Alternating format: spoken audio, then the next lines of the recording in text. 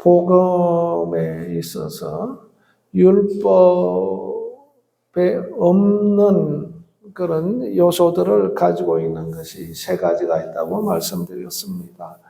그 첫째가 율법에는 없는 것, 은혜, 그 다음에 용서, 그 다음에 생명이다 이렇게 말씀드렸습니다. 그래서 율법은 은혜가 아니라 정죄하는 겁니다. 정죄, 끊임없이 정죄.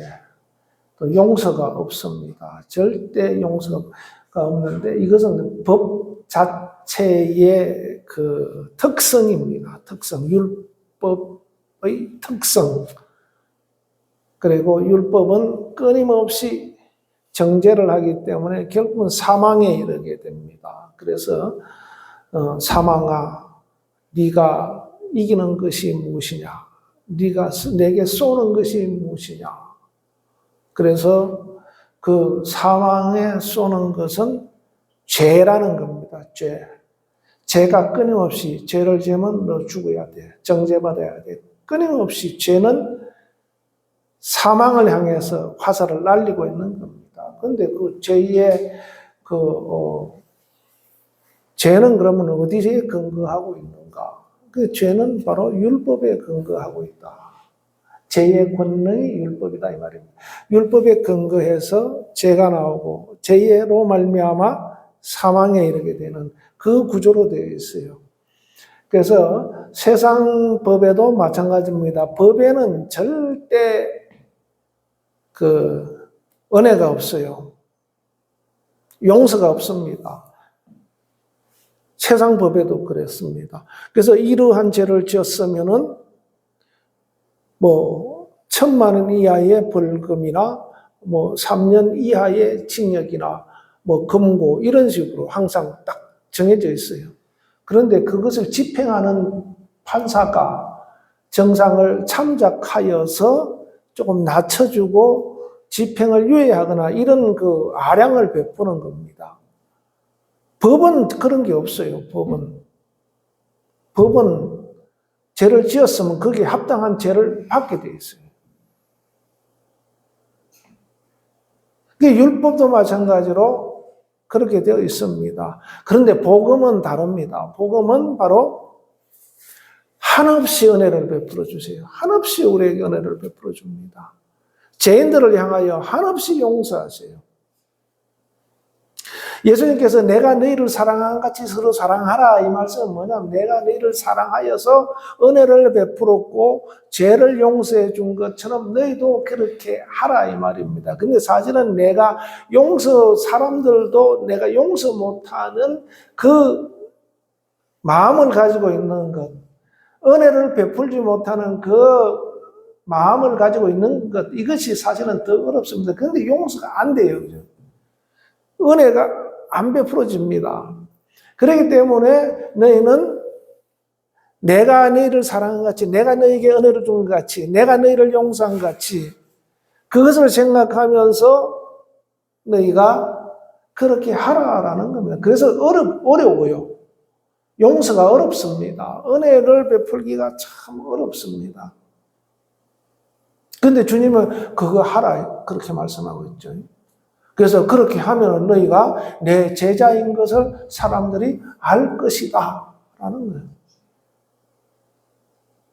근데 우리는 내가 주님의 제자다 그렇게 해서 제자 교육도 받고 또 이런 여러 가지 과정을 거칩니다. 그런데 진짜 주님이 은혜를 베푸는 것처럼 그 받은 은혜를 드러내지를 못하고 있고 그 받은 용서를 그대로 베풀지를 못하고 있는 겁니다. 그래서 예수님께서도 비유로 말씀한 것 중에 어떤 사람이 빚진 자가 와서 내가 이 빚을 갚지 못해서 참 고통스럽고 힘든데 저를 좀 탕감해 주세요. 용서해 주세요. 그러니까 1만 달란트의 빚을 탕감을 해 주었어요. 근데 그가 가서 자기한테 빚진 100데나리온 빚진 자를 불러다가 너 왜 나한테 빚을 지고서 안 갚느냐 해서 그 사람에게 아주 그냥 자녀들을 잡아다가 노예로 팔아버리고 이런 식으로 하는 그것을 보고 그 1만 달란트의 빚을 가지고 탕감해 주었던 그 사람이 그걸 보고 어떻게 하겠느냐라는 겁니다.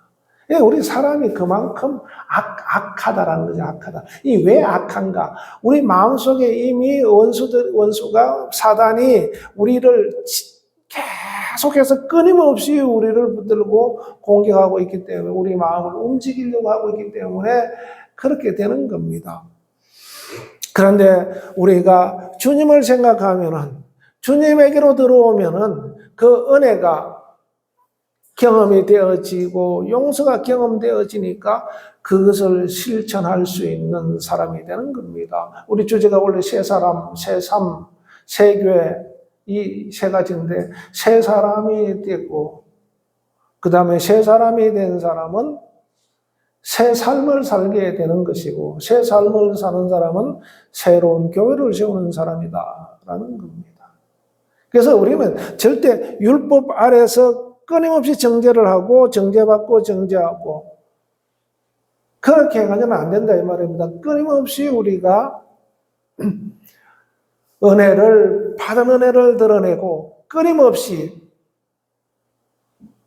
용서하는 마음, 즉 사랑하는 마음을 가지고 삶을 살아갈 때 우리를 통해서 뭐가 세워지냐면 바로 새 교회가 세워지는 겁니다. 작년과 올해가 별 차이가 없는 것 같을지라도 그러나 우리 마음에 이미 주님을 내 안에 모시고 내가 주의 말씀대로 살겠다고 작정하는 순간 우리는 새 삶을 사는 것이고 새 교회를 세우는 것이다 하는 겁니다. 할렐루야. 하나님은 우리를 생명으로 인도하세요. 우리 죄를 용서하시고 우리 죄를 사하시고 우리 죄를 담당하심으로 말미암아 우리가 새 삶을 살 수 있도록 그렇게 하셨습니다. 그래서 친히 나무에 달려 그 몸으로 우리의 죄를 담당하셨으니 이는 우리로 죄에 대하여 죽고 의에 대하여 살게 하려 함이라 라고 말씀하고 있습니다. 예수께서 죽을 이유가 없습니다. 예수님은 하나님의 아들이고 죄가 없는 분이기 때문에 죽을 이유가 없어요. 그런데 친히 나무에 달렸다는 거죠. 친히 나무에 달렸다. 왜 그렇게 하는가? 우리를 죄에 대해서 죽은 자, 죄에 대해서 죄에 대해서 죽었기 때문에 죽은 그 죄로 더 이상 죄값을 묻지 않죠. 그죠? 이 사람이 어떤 죄를 짓고 이 세상 법정에서도 재판을 하다가 그 사람이 죽었어요. 죽으면은 그냥 그걸로 끝나버립니다. 검찰이 막 조사하다가 그 재판에 넘기려고 그러는데 그 사람, 조사한 사람이 죽었어요. 그러면은 죽음으로 인해서 공소 이유가 없어져 버리죠. 왜? 사람이 죽었기 때문에. 죄값을 묻지 않아요. 이처럼 바로 죄에 대하여 예수님께서 죽으셨다는 거예요. 죽으셨다. 친히 나무에 달려 우리 죄를 담당하셨다는 겁니다. 그렇기 때문에 우리의 죄에 대해서 예수님께서, 하나님께서 다시 묻지 않으신다는 겁니다. 그런데 우리는 스스로 자꾸 내가 죄인이다 생각하고 죄를 파묻혀가지고 헤어나지 못한 사람들이 있죠. 그래서 우리는 자유해야 됩니다. 그게 은혜예요, 은혜. 나는 죄에 대해서 더 이상 정죄받지 않는 자유인이다. 그래서 예수님께서 우리에게 죄를 사해주기 위해서 오셨다. 죄를 담당하기 위해서 오셨기 때문에 그래요. 그래서 우리가 신앙의 중심에 그것이 잘 잡혀 있어야 돼요. 그런데 이걸 모르면은 왜 그러냐면 우리가 어릴 때부터 율법으로 배우고 성장했기 때문에 집 안에서부터 어떻게 합니까? 하지 마라 해라. 이것을 배웁니다. 하라 하지 마라. 아이 요만할 때부터 그냥 하라 하지 마라 하라 하지 마라. 이거부터 배워요. 예, 그러니까 뭐 만지면은 이거 안 된다 그러고 그거 만지면 안 된다 그러고 이런 일을 행동하면 안 된다 그런 말을 하면 안 된다 그러고 끊임없이 안 된다 이걸 배우는 거예요. 그죠? 왜냐하면 사람은 그냥 자기도 보는 대로 듣는 대로 그냥 말하기 때문에 하지 말아야 될 것이 더 많은 거예요. 하지 말아야 될 것이 더 많기 때문에 이거 하면 안 된다 이거 하면 안 된다 그리고 또 이거는 해야 된다. 이것을 끊임없이 배우는 겁니다. 끊임없이.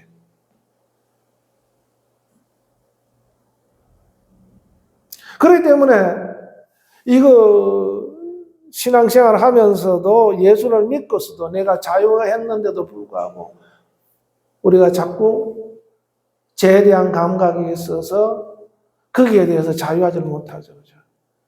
죄라는 것은 예수님께서 요한복음 16장 9절에도 너희가 나를 믿지 않는 것이 죄다. 죄에 대한 것은 딱 그렇게 정의를 해놨어요. 죄는 너희가 나를 믿지 않는 것이다. 믿습니까? 예, 예수 믿습니다. 뭘 믿어요? 예수님 내 죄를 담당하셔서 십자가에 친히 나무에 달려 죽으셔서 죄를 담당하셨습니다라는 것을 믿는 것이다 이 말이에요. 근데 그걸 안 믿는 사람이 죄인이다라는 거죠.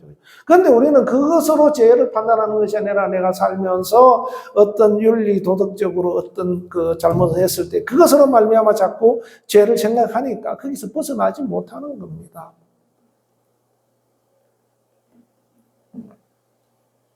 예수 믿습니까? 그러면 우리는 더 이상 정죄받지 않는 겁니다. 하나님께서 너에게 어떻게 하면 상을 줄까? 우리에게 어떻게 하면 상을 줄까? 어떤 상을 줄까? 그것을 주님께서 계속 찾는 거예요. 그래서 주님이 계속 감동을 주시고 계속 이끌어 주시고 그 일을 하라고. 왜? 상을 주기 위해서. 왜? 죄인이 아니니까. 그런데 우리는 스스로 자꾸 정죄해서 이 자유를 누리지 못하고 자유를 누린다는 것은 내가 하나님 앞에 일을 하는 겁니다. 끊임없이 주님께서 주실 상을 바라보면서 일을 하는 것입니다. 그런데 그걸 못하고 계속해서 정죄돼서 그냥 일을 못하고 도태되어 버리죠. 달란트 비유를 통해서 말씀하고 있는 것도 뭡니까? 마지막에 한 달란트 받았던 사람은 우리 주인에 대한 생각을 잘못하는 거예요.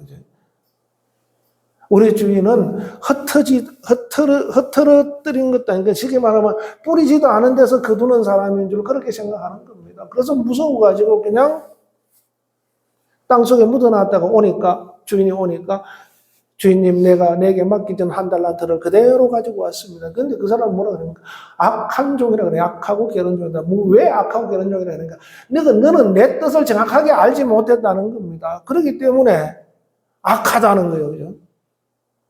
그리고 일을 안 했으니까 게으르다라는 겁니다. 그런데 오늘날 우리가 악한 건 뭐냐면은 하나님의 뜻을 모르면은 하나님을 잘 모르면은 예수님을 잘 모르면 그게 악한 거예요. 예수 믿습니다. 그런데 하나님께서 내게 주신 뜻이 무엇인지 잘 모르면은 그게 악한 것이 되는. 그래서 일을 하지 않으면은 게으르게 되는 겁니다. 그러니까 일을 하라 그러니까 막 나가서 선교사로 가서 일을 해야 되고 봉사활동을 해야 되고 교회 와서 뭔가를 해야 일을 한다고 생각하는데 그것이 아니라 새 삶이라 이제 새 삶. 삶에서 하나님의 뜻을 이루는 일을 하는 삶을 사는가라는 겁니다. 오늘날 이것이 안 되기 때문에 우리 그리스도인들이 많은 지탄을 받고 있는 거예요. 이것이 안 되기 때문에 지탄을 받고 있습니다. 근데 교회 와서는 잘해요. 그죠? 봉사도 잘하고, 막 찬양 안내도 하고, 성가대도 서고, 교회 와서는 진짜 잘합니다. 누가 봐도, 이 사람은 우리 교회 안에서 참 열심히 하는 사람이야. 근데 바깥에 나가면은 사람이 그 선한 모습, 그 거룩한 모습이 안 드러나는 겁니다. 왜 안 드러나는 겁니까?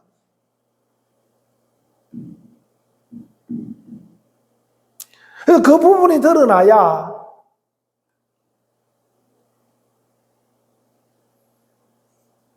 게으르지 않는 사람이 된다면 게으르지 않은 사람.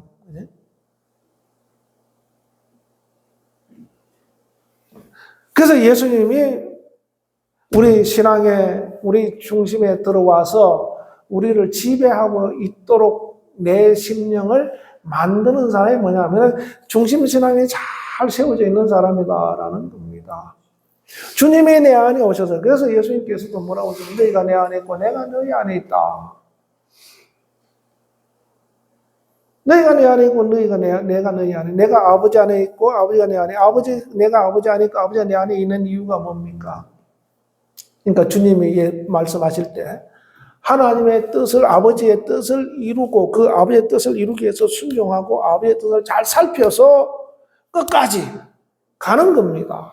그러면 예수님이 우리 안에 있고 우리가 우리 주님 안에 있다라는 것은 뭐냐면 철저하게 예수님의 뜻을 살피고 그 뜻을 따라 우리가 살아갈 때 바로 그 표현이 정확하게 그 효과가 드러나고 이루어지는 역사가 있는 겁니다. 그냥 아이고 말하기 좋아서 이 성령 받았으니까 뭐 주님이 내 안에 있고 내가 주님 안에 있고 그 틀린 말은 아닙니다만은 그렇게 됐을 때 우리가 예수님의 아버지의 뜻을 이루기 위해서 십자가에 못 박혀 죽으시고 다 이루으셨다라고 하는 것처럼 그러한 우리의 고백이 나올 수 있는가라는 겁니다.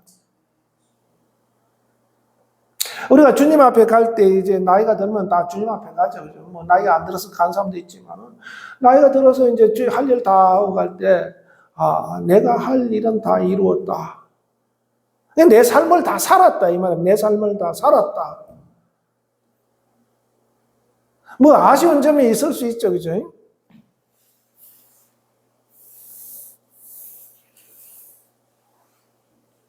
그래서 첫째는 주님이 나의 구원자라는 사실, 외제를 담당하신 나의 구원자라는 사실, 구세주라는 사실을 우리 마음속에 자리를 잡고 있도록 이게 절대 흔들리면 안 됩니다. 그래서 그분이 나를 다스리신다라는 거.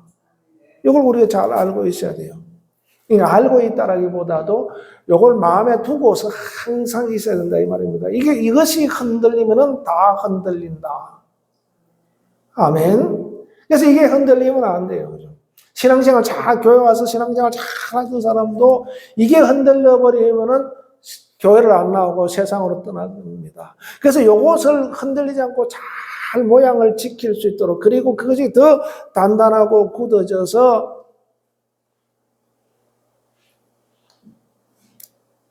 큰 역할을 할 수 있도록 하는 것이 바로 교회라는 겁니다.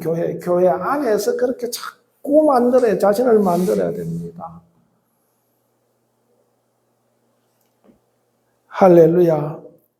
그래서 때가 참에 하나님이 그 아들을 보내서 여자에게 나게 하시고 율법 아래 나게 하신 것은 율법 아래 있는 자들을 속량하시고 우리로 아들의 명분을 얻게 하려 합니다. 라고 우리는 이렇게 또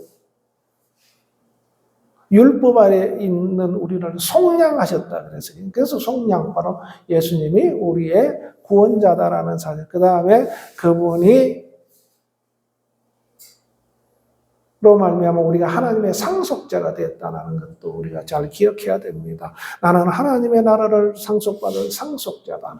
예수님께서 이기고 나니까 아버지께서 아버지 보좌에 앉히셨다 그랬어요. 우리도 그 자리에 앉히시겠다라고 예수님께서 말씀하셨어요.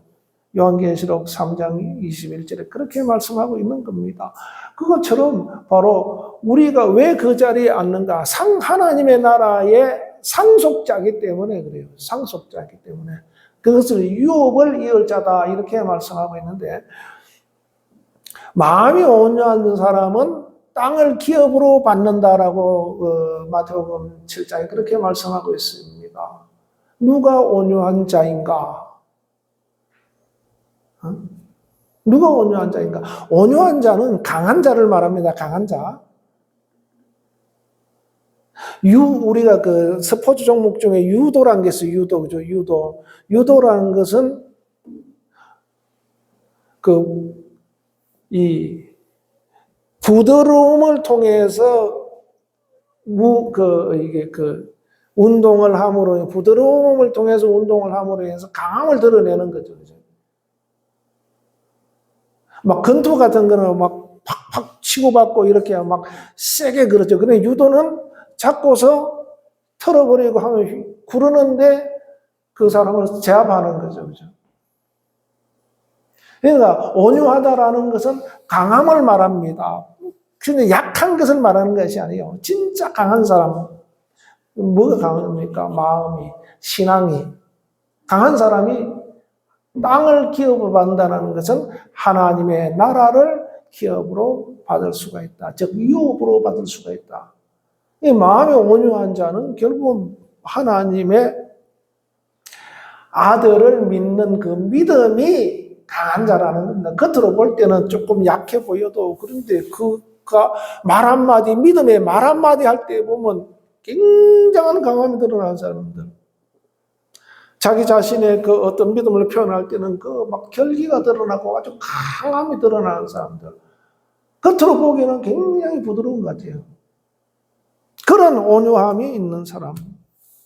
바로 하나님의 나라를 유업으로 받을 자다. 예수님이 그 사람들이 십자가에 못 박혀 죽을 때는 에휴, 무슨 죄를 저렇게 많이 지어서 저렇게 수모를 당하는가. 그 이사야서 53장 그렇게 말하고 있어요. 그죠? 그러면서 그냥 자기 갈 길을 다 가버립니다. 뿔뿔이 다 흩어져요. 그런데 그 약함이 진짜 강함이라는 거죠. 그죠? 왜? 아버지께서 그를 살리셔서 우편 보좌에 앉히시는 그런 영광을 보게 하니까 그래서 진짜 강한 거라는 겁니다. 할렐루야. 그래서 여러분들 나는 하나님의 나라를 상속할 상속자다. 이걸 기억하셔야 돼요. 그리고 이분이 우리를 늘 인도하시는 목자다라는 것이에요. 목자다. 이제 목자를 여기 보면 이제 선한 목자라 이렇게 말씀하고 있죠. 그러면 악한 목자도 있겠죠, 그죠? 사꾼은 악한 목자라고 볼 수. 이 악한 목자란 말은 없지만은 사꾼이란 말이 나오죠. 사꾼. 응? 나는 선한 목자라. 11절에 나는 선한 목자라. 선한 목자는 양들을 위하여 자기 목숨을 버리거니와 사꾼은 목자가 아니요. 사꾼은 목자, 즉 사꾼 목자는 진짜 목자가 아니다 이 말입니다. 그러나 선한 목자는 자기 목숨까지도 내놓고 양들을 지키는 목자다. 주님은 우리를 위해서 그렇게 목숨까지 내어주고서 우리를 구원하시고 생명을 주시고 우리를 하나의 나라를 보장하시고 우리를 거기까지 인도하시는 그런 분이다 이 말입니다. 그분이 선한 목자다. 그분이 진짜 목자다 이 말입니다. 아멘. 그분이 누구다? 나의 목자다. 그래서 그분의 음성을 잘 들을 수 있어야 돼. 근데 그분의 음성이 어디에 있는가? 여기에 있는 게 성경이에요.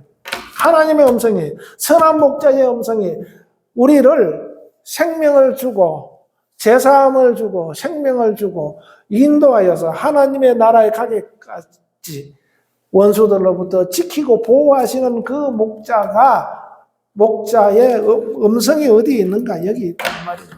여기 있다. 그리고 설교를 통해서 주시는 말씀. 그래서 설교에서 우리가 중요한 게 뭐냐면 복음만을 얘기해야 돼. 복음만의 영혼들을 이끌 수 있어요. 우리가 세상의 어떤 철학이나 이런 것은 수준이 낮은 초등학문이라 그래요. 골로새서 초등학문으로 가지고 우리를 영생으로 이끄는 그런 길을 가게 할 수가 없습니다. 복음만이 할 수가 있어요.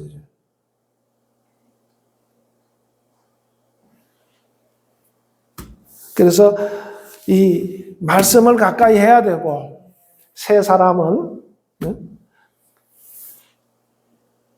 아이가 태어나면서 처음에는 젖을 먹어요. 좀 있으면 이유식을 합니다. 이유식. 우리 어릴 때는 여러분들 어릴 때는 이제 만들어서 줬어요. 그죠? 방앗간에 가서 빻아가지고 왔고 이렇게 만들어 줬는데 이제 요즘은 그런 것들이 잘 나와요. 이유식을 먹다가 이제 좀 지나면은 딱딱한 음식을 먹습니다.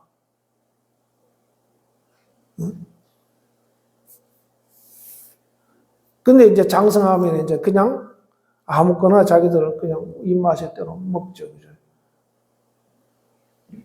그래서 이처럼 바로 우리는 하나님의 음성을 듣고, 하나님의 양식을, 결국 이 음성을 듣는 건 하나님의 양식을 우리가 먹는 것이다 이 말입니다. 처음에는 그렇게 막 소화가 안 되죠, 그죠? 이유식 먹듯이 먹다가 점차 이렇게 딱딱한 것을 먹는 것처럼 소화할 수 있는 그런 힘을 키워야 됩니다, 우리가. 이 말씀을 가까이 해야 되죠. 그 과정에 이제 기도도 필요하고 막 이런 것들이 이제 되죠. 그래서 우리가 그 예수님을 우리 중심에 잘 가지고 우리 신앙을 굳게 하고 키워가야 됩니다. 그게 능력이에요. 그게 능력. 원수들로부터 우리를 지켜야 되는 거죠. 주님은 항상 우리를 보호하고 있다. 그 중심에 흐트러지면 안 돼요.